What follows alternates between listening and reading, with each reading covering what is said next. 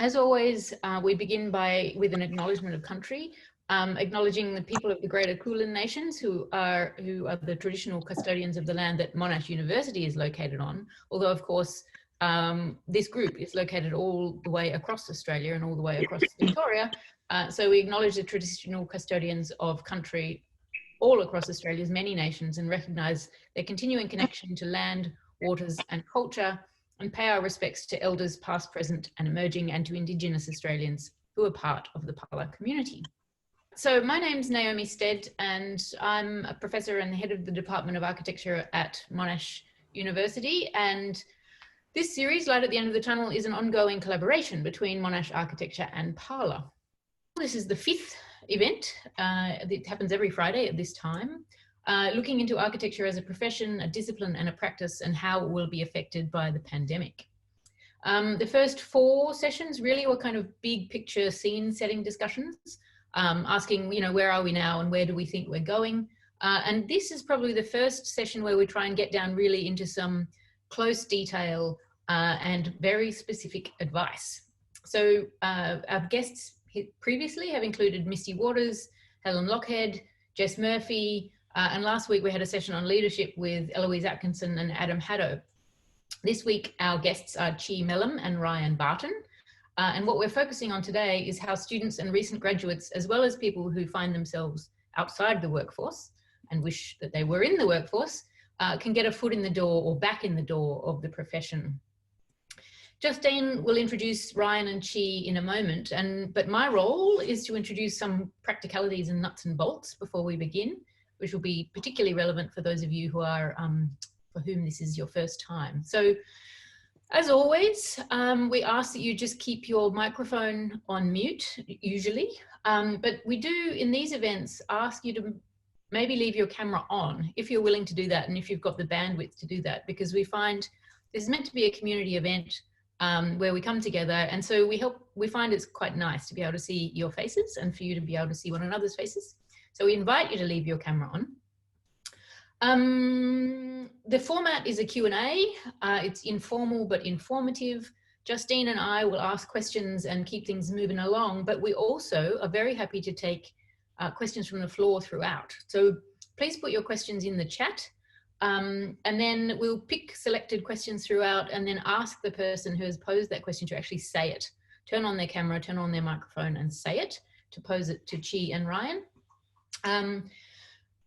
Then also, if you feel like you'd like to put your own observations or experiences into the chat, please also feel free to do that. We're very happy for it to be a kind of parallel narrative, and it's worked really well for the last 4 sessions in that regard. So from the more junior people, we're interested in knowing about your hopes and fears and experiences with trying to find work in architecture. And for more senior people, we're really interested in what kind of help and advice you can give, but also what your experiences have been, both past and present. We won't get to all of the questions, unfortunately. Every week, unfortunately, we don't have time and have to miss some really good ones. But the questions that you ask will help to inform the topics of subsequent sessions. The questions fall into 4 general sections, and now I'm going to throw to Justine to introduce these 4 sections and today's guests. Hi everybody, thank you. Very nice to see so many of you here again from previous sessions, and lovely to see new people here too. So this session is called A Foot in the Door, and we're really interested in what kinds of advice and information we might offer to those who are just setting out on a career in architecture, or those who are looking at getting back into architecture, or of course those who have found themselves on an unexpected break. And we're interested, as Naomi said, in a kind of combination of quite practical advice and more kind of big picture discussion. And in naming the session, we thought, we've got a foot in the door is sort of about getting started, about setting out, but it's also alludes to that door stopping and the need to sometimes help prise the door open. And so I guess mostly we're thinking about setting out, but we're also interested in how you even get the door open in the first place. And I think our speakers bring very complementary perspectives to these questions, and we're very pleased to have them here. I've got to say this was really one of my absolute last minute event organising experiences. So they both said yes to me at very short notice, so thank you very much. And there's also a comment in the Sammy Pilau's pointed out that the CPD questions aren't live, and I'm sorry, I've had so many deadlines, I totally forgot. So I will do those this afternoon and we'll send you the link out. So just write something thoughtful afterwards. That's basically all you need to do.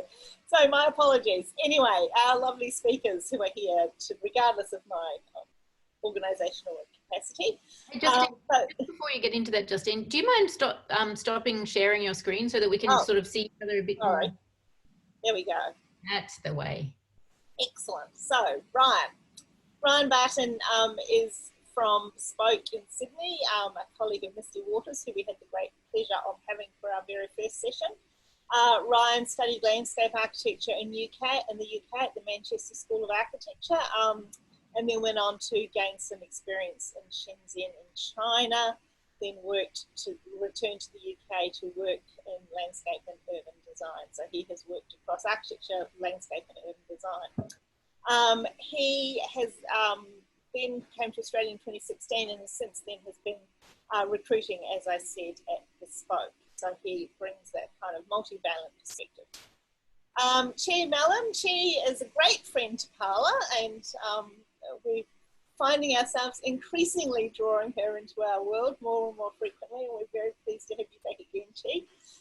Chi is a director at Zahns in Sydney, a practice with a very good reputation as an employer, a practice that offers all roles flex, paid overtime, paid parental leave, and various initiatives around work-life balance. She leads the people and culture portfolio there, and she's a very strong advocate for equity. She also teaches at UNSW and is on the State Design Review Panel in New South Wales. So again, I think really great. We really enjoyed having a pair of speakers last week, and I think really very pleased to have you both here this week. So let's get started. We all know that trying to find work in a downturn is challenging. Some of us have been there before. I remember graduating into a downturn a very long time ago. But I think many young students and recent graduates now have really had no experience of this beforehand. And so I guess, yeah, we're here to try and help. We're here to help pass on knowledge. And I just wanted to start with a broad question to both of you, of what are the key factors that people should bear in mind as they are looking for work in challenging economic times? Who wants to go first? Chi, shall I go first? Yeah, you can go first. Thanks, Justine. So similar to yourself, I kind of graduated in a downturn as well. So I've kind of experienced it firsthand as well, you know, trying to find that first break in a challenging time. And I think, you know, the first thing to probably know is that, you know, it is going to be very competitive and challenging. And, you know, I think being positive and perseverant is probably one of the main things we can do.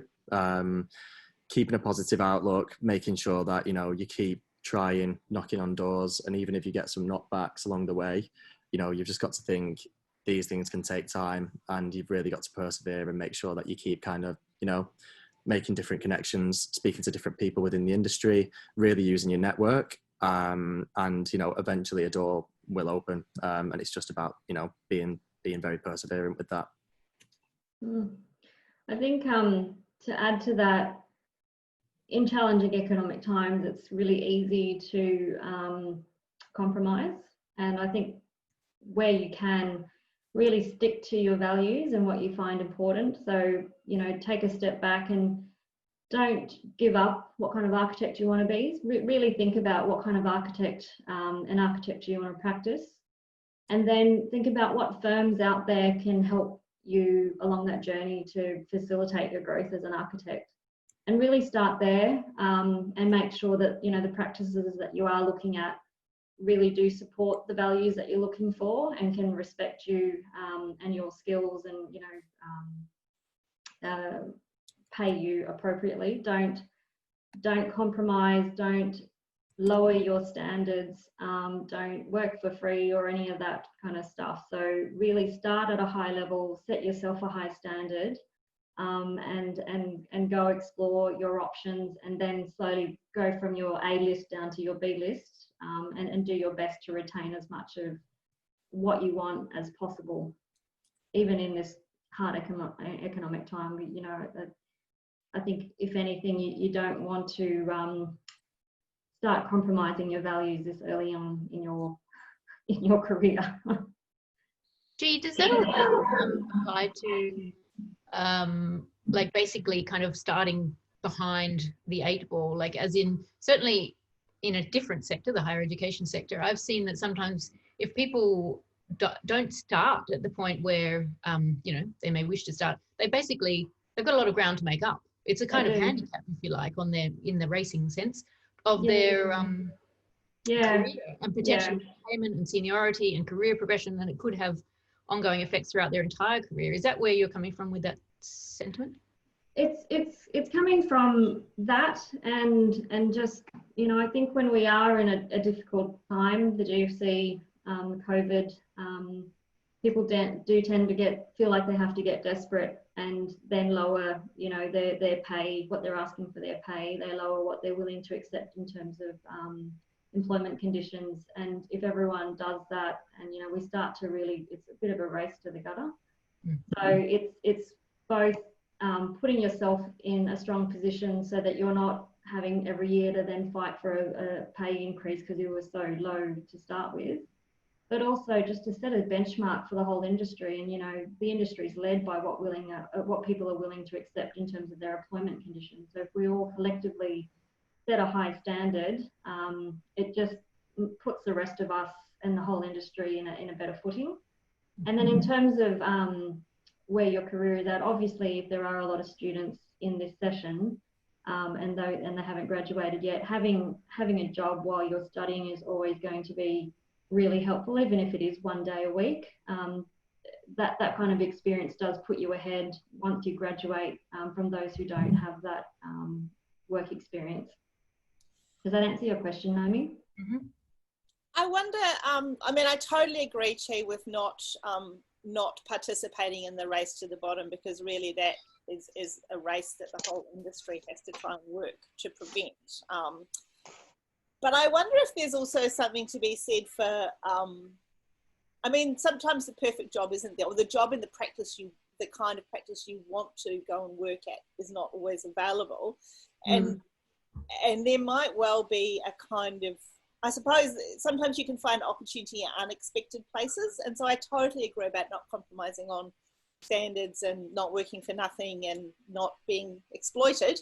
But is there also something to be said for keeping quite an open mind about where you might find opportunity, and that, you know, a kind of practice or a kind of employer who wouldn't be the one you would go with in the ideal times, there may still well be things you can learn there. Yeah, absolutely. I think that goes with that understanding what kind of architect you want to be. And, you know, architecture is a long game, and there's many ways to get there. So if for instance you think that you want to work on really large buildings and that's your ultimate goal, but the only practices that you have availability to are small residential firms, there's nothing wrong with starting there, because the lessons that you learn from working quite closely in a small firm and the kind of bespoke detailing and really hands-on experience will then contribute and add to your kind of diversity and breadth of skills when you do decide to step up and you've got an opportunity to work for a larger firm.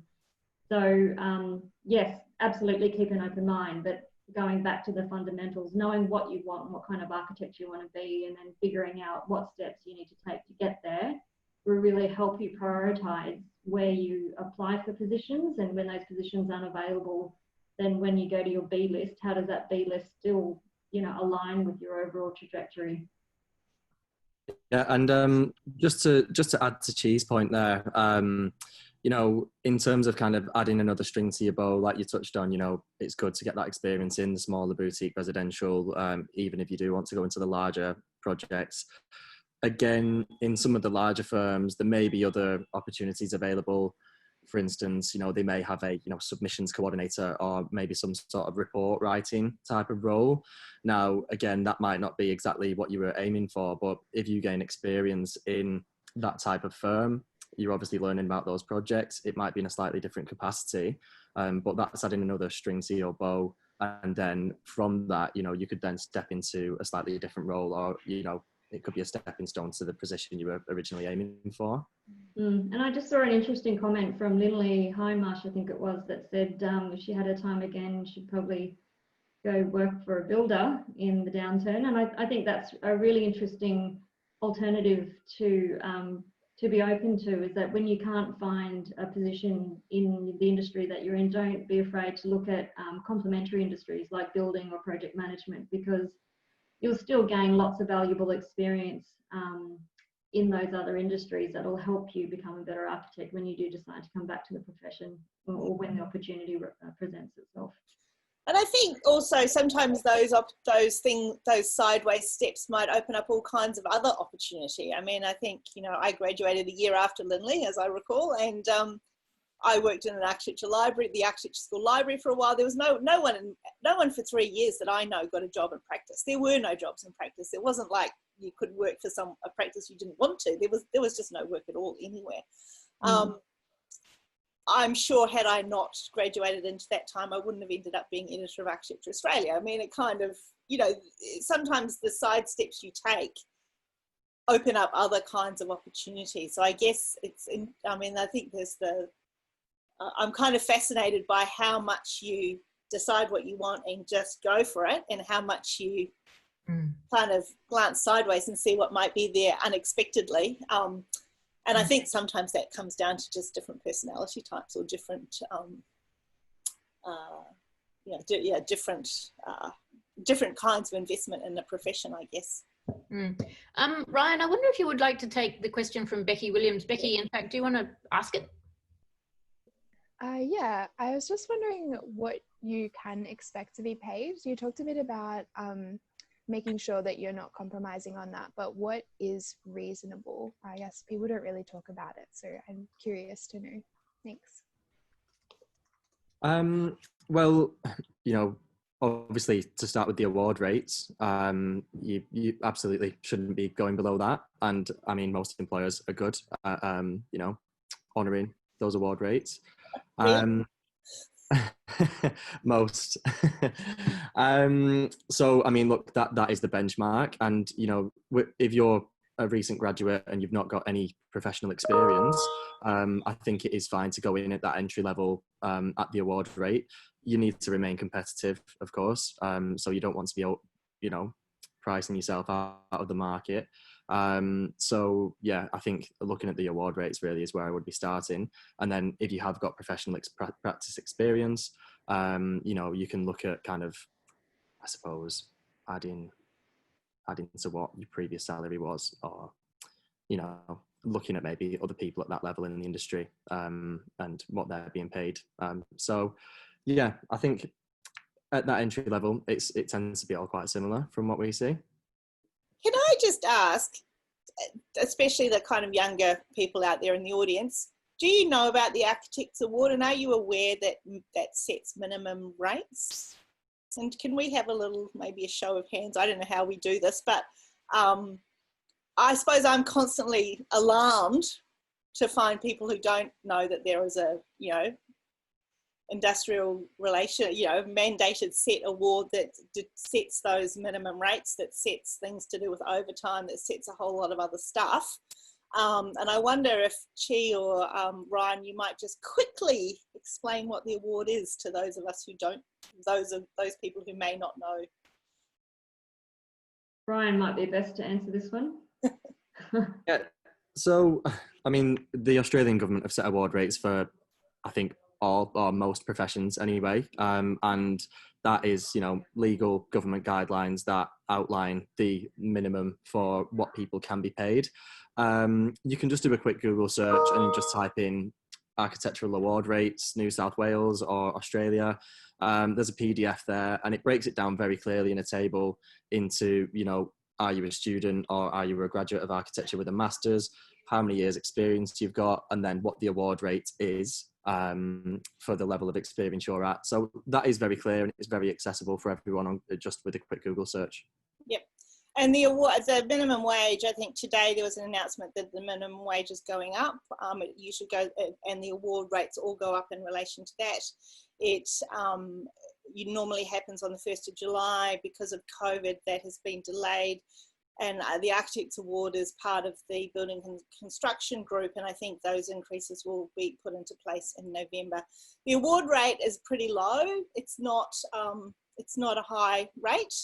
And it is, so you absolutely should ensure that you're paid at or above that rate, whatever your level, whatever your circumstance, whatever your experience, because it takes all of those things into account. And it's illegal, and employers can be fined, and all the rest of it. There's new wage theft legislation coming out in Victoria. So I really would urge you all to understand the award. I mean, Jess Hyde has just made a comment about how, in her experiences, practice really follow it, especially in relation to overtime, and I think that's right. Practices are a bit slack about that, and the only way that's going to change is if there's pressure.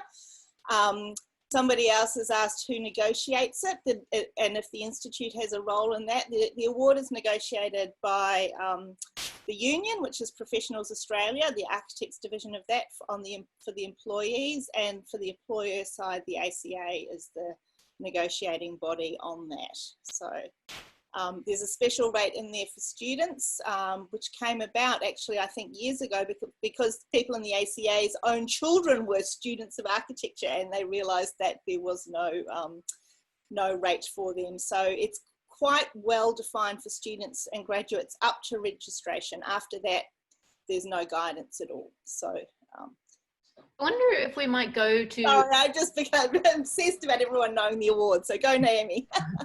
We're moving perhaps a little bit away from the award, although that is really important. Kat M has a question, but Kat's microphone isn't working. So the question is, I was an international student and recent graduate. It's been really tough finding work in architecture in Australia. During my studies, I couldn't even secure an internship, lowering my chances of getting a job. And there's a couple of other questions also about special advice for international students who are in quite a particular situation. Do either of you want to speak about that? Ryan, maybe it's worth talking through the visa and the sponsorship scenarios. Yeah, that is a huge factor in employability. It is can be difficult and quite costly for studios to sponsor people. So I think if you've studied here, having a graduate visa and then with that a pathway to permanent residency is beneficial. If you are relying on an employer to sponsor you, it does sometimes make it slightly more difficult, as there are reluctancies from certain companies, and like as I said, it can be quite costly, and it's quite the rigmarole to go through that process as well. So I think, yeah, in terms of actual having a working visa, and ideally an independent working visa that isn't sponsorship, is a good start for that. And then again, if you've studied overseas, making sure that your degree has been recognised by the ACA as well is another big thing. And just making, yeah. Different organisation, the AACA, not the ACA. Yeah. So obviously, different degrees in different parts of the world equate to kind of, different qualifications in Australia. So just making sure that you've had that recognised and you understand where you sit, in terms of the Australian qualifications as well. What about experience overseas, Ryan? Does that count? This is a question from Ruti Kotiwale. Sorry, that was probably mispronounced. Yeah, I mean, a lot of employers will naturally prefer people to hit the ground running, and with that, an understanding of Australian building standards.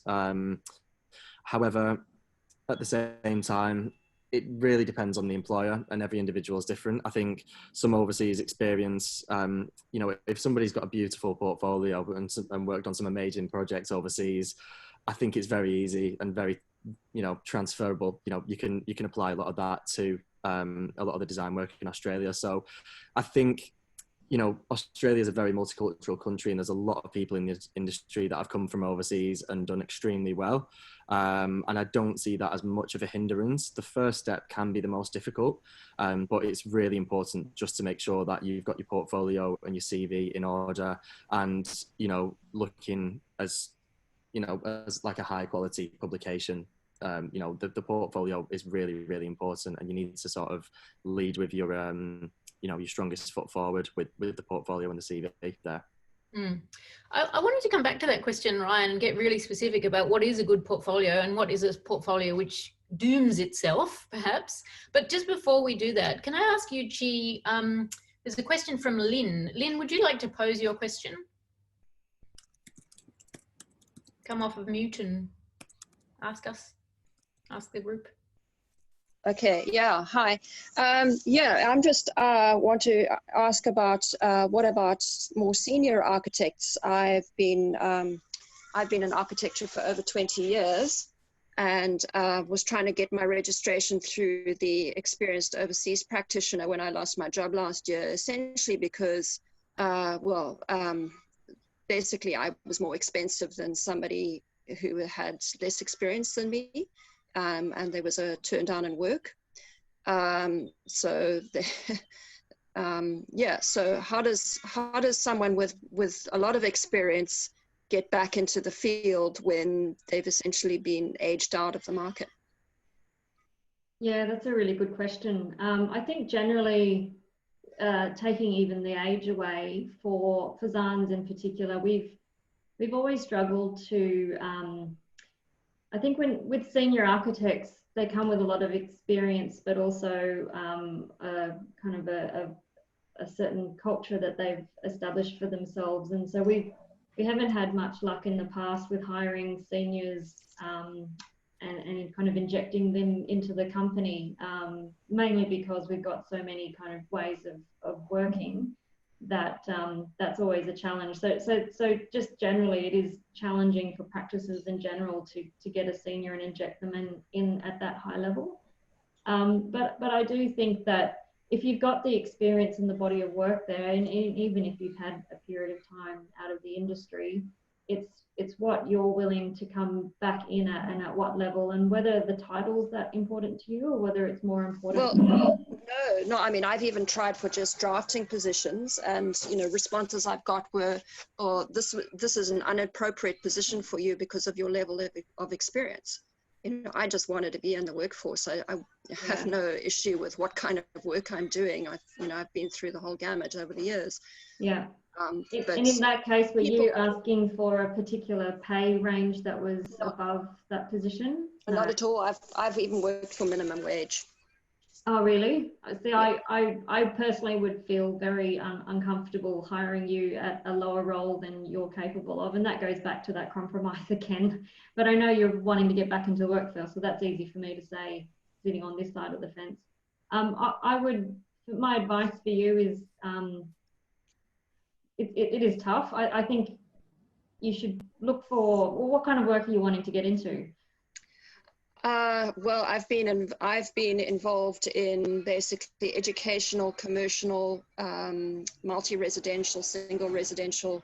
My speciality when I lived in Canada before moving to Australia 7 years ago was education, but there's not a lot of art there. So I have probably more commercial architecture experience. Yeah. But I've even done heritage. It's really, just being able to get back into the workforce. Yeah. I'm busy upskilling. I'm doing access consultant, Cert 4 in access consulting, to, try and get into aged care. Yeah. I think it's that tough position because you are a senior and, at your level of experience, you're not required to be on Revit producing it. I'm highly experienced in Revit. In fact, when I moved out here, I was in a very large firm of over 60 people, and I was only one of 2 people who knew how to use Revit. I've been using Revit for over 10 years. So okay, all right. That's not an issue. You don't sound like you're not employable. I'm not understanding. No, I'm definitely employable, but at the level that you want to get into. it doesn't even have to be, I'm happy to go in at a junior level, but like I said before, when I applied for a junior position, they told me that I was too qualified. So. Yeah, I think for job satisfaction, you taking a step backwards is probably not going to be good for you in the long run, even if it means you're back in the workforce. So a lot of employers will probably be conscious of that as well and not wanting to do you a disservice. It comes back to that. That sounds like a bit of an evasive answer, but. Oh no, but I mean, we've had people with a lot of experience desperate to get back in and wanting to come back and do a graduate position, and that just isn't fair. Like we wouldn't employ someone with your skill and pay you a graduate's wage knowing that you could do much more than that. That in itself is wage theft, and it's really unethical.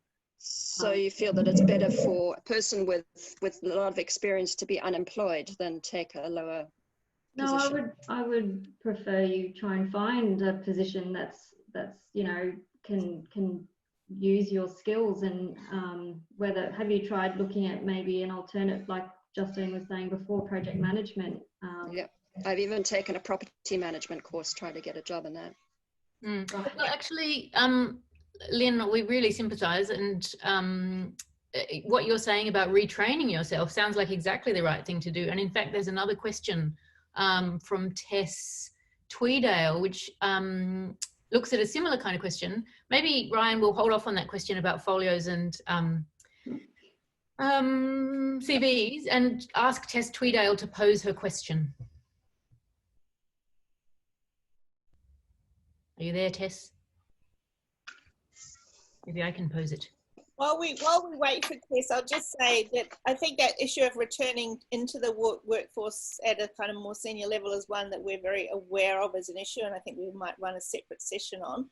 And we are certainly planning a session with Kate Doyle of the AACA looking at registration and those sort of experienced practitioner pathways. So hopefully Lynn will be able to provide some more information and support in future events as well. So thank you. Tess, we seem to have lost Tess. So, well, Tess's question is a very good one. So, and it is that given the repeat nature of downturns in architecture and the limited pathways to senior roles, particularly for women, would you suggest adding a second major in another field? I sometimes think that it would have been a good idea and something I would suggest to younger industry participants. What do you reckon?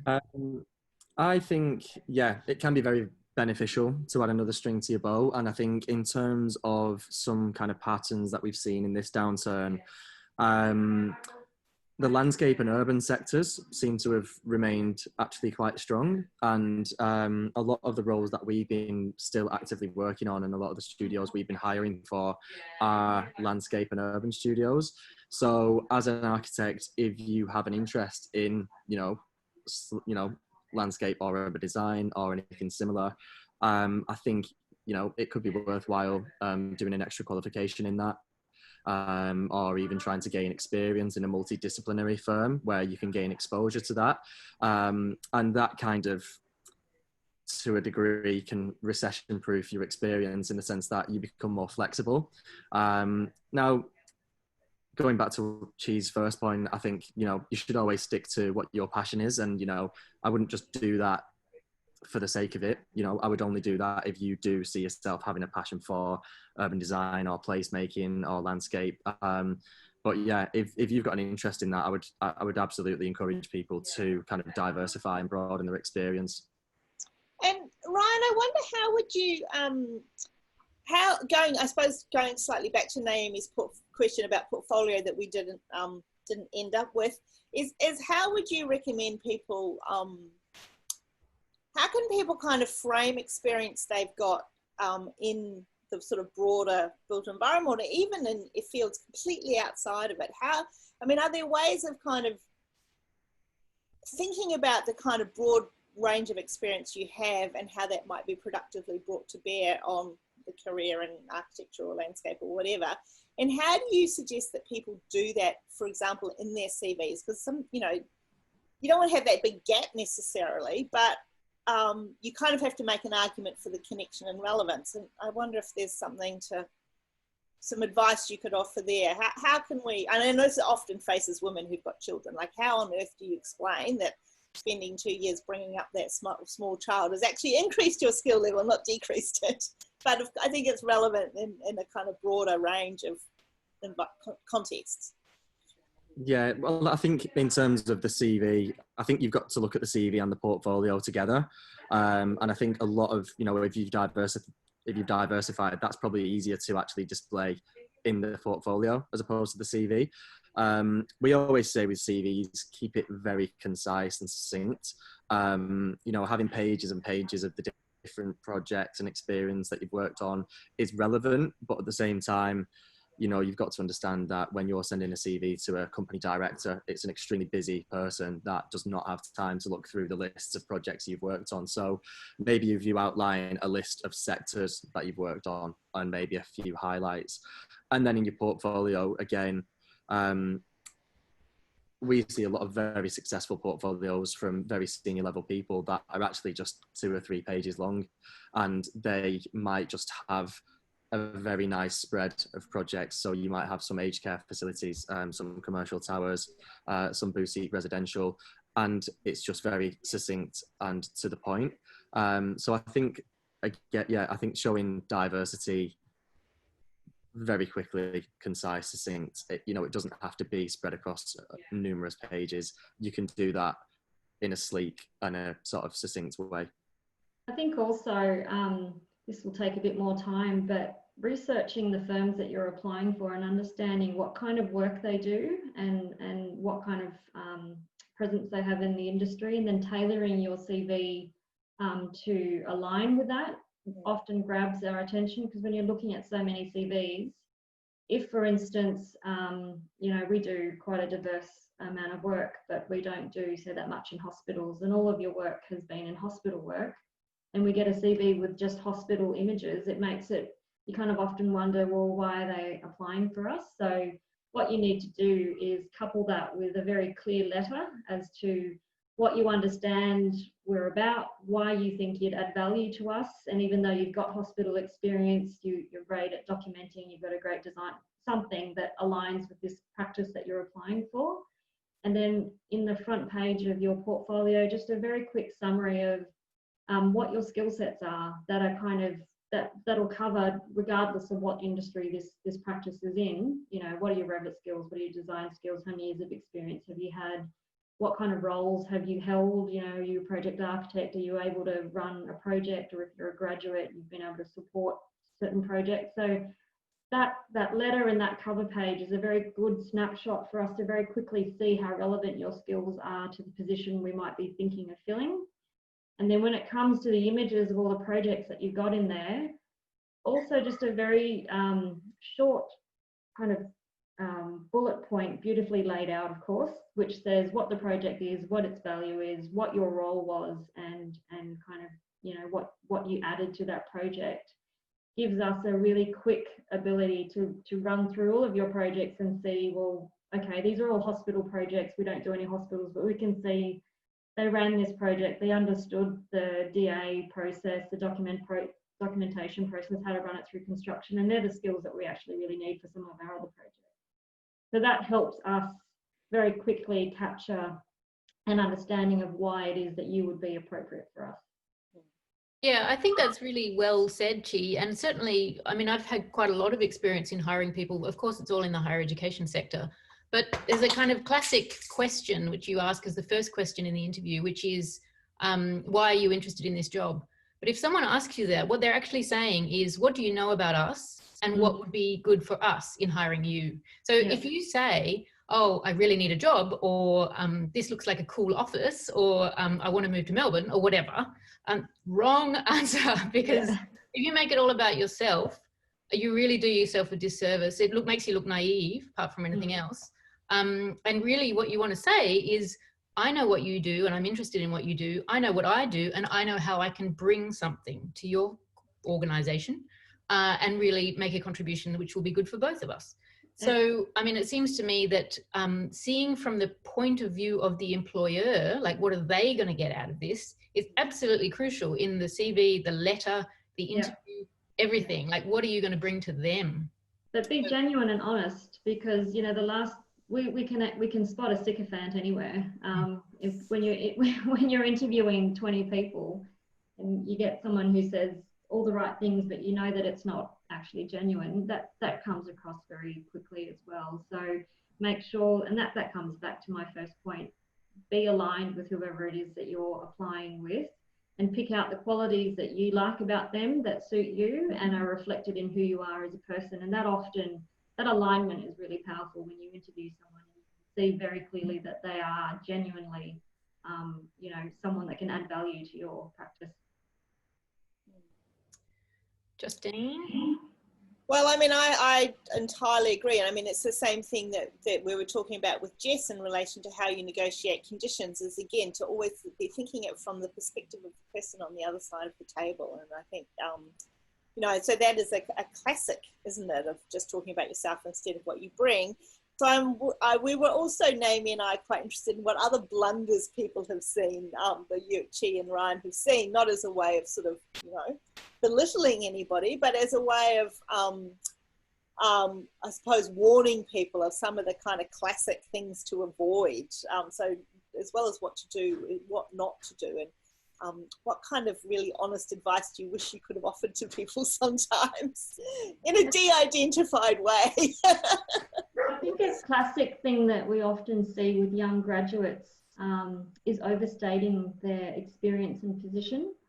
We understand that as a graduate, you have a certain level of experience, but what we're looking for is that you've got a base level of knowledge that we can work with and that you're willing to learn. The worst thing to do as a graduate is to come in and say, I worked on this project, I designed it, I delivered it, and it was me. I think that really demonstrates a lot, or tells us a lot about you as a person and why we wouldn't be able to work with you. So be honest and don't be afraid to say, look, I don't have the experience, but I'm willing to learn, and I was able to add value to my last project by doing X, Y, Z, and I got a lot out of that, and I think that I'd be able to do the same here, in your practice. You don't have to be you don't have to know everything. We just want to find someone who has that base level of knowledge and is willing to learn. What about you? Yeah, I mean, obviously we get a lot of applications, CVs and portfolios, and aside from the obvious, making sure, I mean, you see some spelling errors on titles and everything, which is always surprising. I mean, that is the basics that you really need to get right, but also keep it professional. You sometimes see portfolios that maybe you've got a lot of people taking selfies and things like that, and pictures of themselves, and not a professional sort of headshot and things like that as well. And we always kind of think, look, this is a professional portfolio that is going to a potential employer. It needs to look professional, and you also, if you're going to have an image of yourself in that, make sure the image of yourself within that is also a professional image as well. Yes, we're not hiring models. Interesting. The other thing is, because you have to remember, I guess the person on the other side is reviewing quite a lot of CVs, and you want to stand out. We are architects, and we are a design-focused industry. So just the simplicity of the way you lay out your CV says a lot about your design eye. And white space, there's a lot to be said about white space. Don't be afraid to have it. And prioritize the information. Put in only the relevant things. A short CV that grabs your attention is far more effective than a really long CV that after the 10th page we don't want to keep flicking. So be punchy and design it as if you're designing a space. Ryan, one of the things that Misty, your colleague, said to us a few weeks back was that young graduates can often make a kind of classic error, which is that they put student work that they're very proud of and is often very beautiful, etc., which they might be solely responsible for, rather than their contribution in what might seem to be less visually spectacular or perhaps even a little bit boring, bathroom details or whatever, but that practices are actually interested in what part they had in a larger practice, built outcome or whatever. Do you have anything to add to that? Yeah, absolutely. I mean, if, the first 5 or 6 pages of the portfolio are all student projects from university, it may give the employer an impression that this is a recent graduate with no professional experience. Whereas if you reverse that and add, you know, I'm not saying put all of your professional work to the front and student work to the back, you know, it could be mixed as long as it's clear and laid out well. But, you know, making sure that there is professional work near the front so that, you know, a potential employer can see, oh, this person has actually worked in a studio environment. Like you said, even if it's just, you know, even if it's not the most glamorous of work, it's still very relevant. And, you know, it might not necessarily look amazing on the page, but it will show a potential employer that you have worked in an office environment, you've gained some valuable experience, and you've probably got sort of more professional maturity than maybe someone that hasn't had that experience. So it's more important to show that for those reasons, really. Something else that I remember came up out of the AACA research into architectural education last year was they asked, you know, they did a survey and they had focus groups, and they asked employers what, you know, what characteristics or skills they particularly valued. And it wasn't necessarily Revit. The thing that came out on top was, you know, enthusiasm, willing to work as part of a team, you know, some humility, and just a sort of a willingness and keenness to learn. And so, and I thought that was quite heartening, actually, because there's quite a lot of, oh, you know, students don't know enough coming out of some sections of the profession. And I thought that was a very nice balance, that actually simply an enthusiasm and an engagement and a willingness to learn and a willingness to kind of muck in and do what's ever needed. And I think that's something, you know, that's always quite attractive, a sense that someone's just going to come in here and help and get involved and try and make your, you know, again, that's that question of contributing rather than taking, I suppose. We've got a lot of really good comments and observations in the chat. Nashal Narula is talking about research positions, whether that could be a good pathway. I would say if you can get one of them, grab it with both hands. They're very, very hard to get hold of. A lot of support for your comment earlier, Chi, that you shouldn't compromise, and that if you take a minimum wage job, it can take an awfully long time to climb back. Yeah. Kim Baisley has a really good observation here. Kim, do you want to say that? Where are you, Kim? I saw you a second ago. It's kind of an observation more than a question.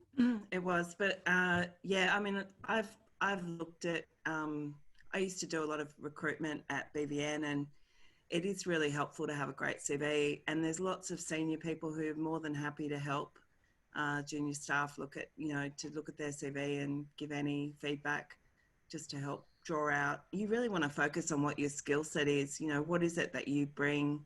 What are your points of difference and what are your strengths? And it can really help to talk to someone who's been in the industry for a while. So yeah, I know I've looked at a few younger staff CVs and when they've been going for work, and I'm sure there's lots of people like me that are happy to help with that stuff. So yeah, reach out to your network. And if you don't have one, make one. That's probably the most important thing when you're looking for work, is just go to talks, go to events like this, just make connections with people and have people that you can talk to and get advice from. Thanks, Kim. That's really good. Hey, Justine, I wanted to come back to some of the questions that you and I wanted to ask, because I think they're important. And we're running out of time. So I wanted to ask the one about confidence, because something that is often only in short supply in students and also recent graduates is a sheer confidence, you know, even the willingness to ring up and try and make an appointment, or, you know, to you know, perform really well in the interview. This is a really difficult question because it doesn't have a, the answer is different for everyone. But Chi and Ryan, what would you say about the importance of confidence and how people can build up their confidence? Yeah. Ryan, you go. No, you go. Well, you know, like, as you said, it's very different for different people. But I think one way of building up your confidence is really trying to put yourself out of your comfort zone. So, you know, if it is making phone calls or calling a studio direct that makes you very nervous, I think sometimes the best thing to do is actually just go and do that. Because once you've done something that makes you feel uncomfortable a few times, you will build up that confidence and probably realize that it's actually nowhere near as scary as you think it is. we know, that can be very difficult for people, but it's a very important part of the job, being able to communicate with people. There's so much coordination involved, and so much collaboration involved, that if your communication skills, if you're nervous about that, it is something that you do need to really actively focus on improving, and taking the steps to do that. Yeah, I agree with that. And I think Kim raised a good point, is coupled with what Ryan said, these kind of industry events are really good to build your confidence and to create or make a network. These events, and when they go back to being in person, are really great because you forces you to speak to others and to hear other people's stories, and you learn a lot from just listening. And then encouraging yourself to talk as well about your own experiences really kind of consolidates and I guess clarifies what you want.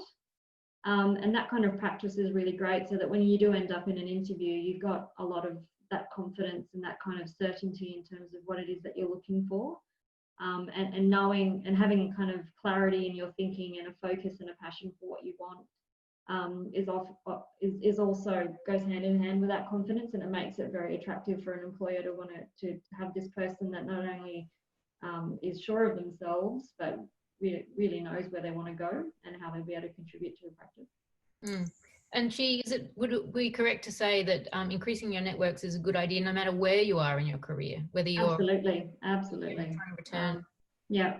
And to Lynn's point, I wish I had a better answer for her, but these sorts of events are great because you never know who you're going to meet and what other opportunities, pathways or doorways that might open for you. And I suppose I'd like to do a little plug for us here. I mean, one of the core reasons that Parlour runs events is obviously about giving people information, but the salons in particular are really, the main focus of those is bringing people together and trying to help build new networks. And the online one we did the other day, where we split people into breakout rooms quite randomly, was a really good way of people getting to know people they might never otherwise bump into. And we are doing another one of those in 2 weeks, so please do come along. And again, they're really particularly aimed at trying to help build connections across generations as well. So we're not the only answer, but we're part of it. So do try and keep coming to these things.